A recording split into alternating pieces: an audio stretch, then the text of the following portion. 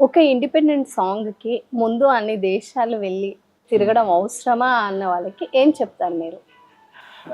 అంటే what I feel అండి, music has no limits. హ్మ్. మనం ఇప్పుడు శంకర్ గారి పాటలే నాకు ఇన్స్పిరేషన్. హ్మ్. అసలు ఆయన ఎంత వేల మంది ఉంటారు, గ్రాండియర్ ఉండిద్ది. మీరు అలా నేను హిందీ సాంగ్స్ చూసుకున్నా, లేకపోతే హనీ సింగ్ గారి సాంగ్స్ చూసుకున్నా, వేరే వేరే పాటలు చూసుకున్నా చాలా పెద్ద స్కేల్లో ఉండేది. మన ప్రాబ్లం ఏంటంటే మనది రీజనల్ కాంటెంట్ కాబట్టి, ఓన్లీ తెలుగు ఆడియన్సే కాబట్టి కొంచెం అది రిస్కే.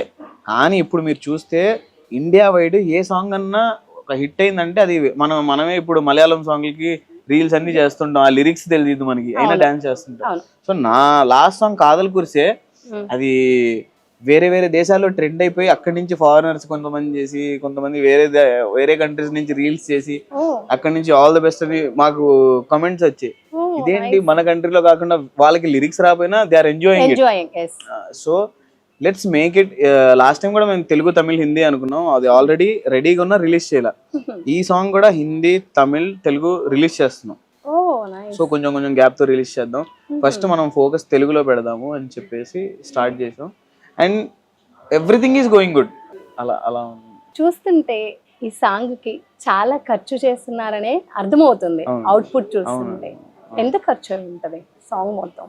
పాట బిఫోర్ ప్రీ ప్రొడక్షన్, ఆ ప్రొడక్షన్ వరకు ఒక 50 లక్షలు దాటేసింది. హ్మ్. పాట రిలీజ్ అయిన తర్వాత ఈవెంట్ చేసాము, దాని తర్వాత ప్రమోషన్స్ ఉన్నాయి, ఇంకో ఒక 10 లక్షలు ఎక్కే దానికి హ్మ్. 60 పైనే అవుతున్నాయి ఇప్పుడు. ఈ సాంగ్ రిలీజ్ అయ్యాక మీకు కాంప్లిమెంట్స్ అందరూ ఇస్తారు. దాంట్లో బెస్ట్ కాంప్లిమెంట్స్ ఏంటి? బెస్ట్ కాంప్లిమెంట్ అండి, ఆ, నాకు ఎప్పటి నుంచో యాక్టింగ్ అంటే చాలా ఇంట్రెస్ట్ నాకు.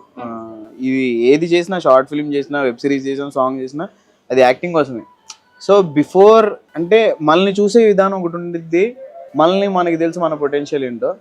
సో నేను నా కంటెంట్ నేను చేసుకుంటూ వెళ్దాం అనుకుంటా. అలాంటి ఒక కామెంట్ వచ్చింది, మెహబూబ్ నువ్వు you are capable of doing big things, ఇలానే మంచి కంటెంట్తో ఇంకా మంచి మంచి చేయండి, మూవీస్లోకి రండి, వెబ్ సిరీస్లు చేయండి, వెబ్ ఫిల్మ్ చేయండి, ఇంకా ప్రాపర్ కంటెంట్లోకి రండి అని చెప్పేసి అన్నారు.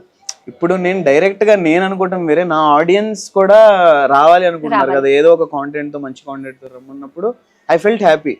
ఓకే, మెహబూబ్ని ఇంతకుముందు ఎలా చూసేవాళ్ళంటే రీల్స్ చేస్తాడు అబ్బాయి, డాన్సులు చేస్తుంటాడు, బిగ్ బాస్. ఇప్పుడు మెహబూబ్ సాంగ్స్ బాగా చేస్తాడు.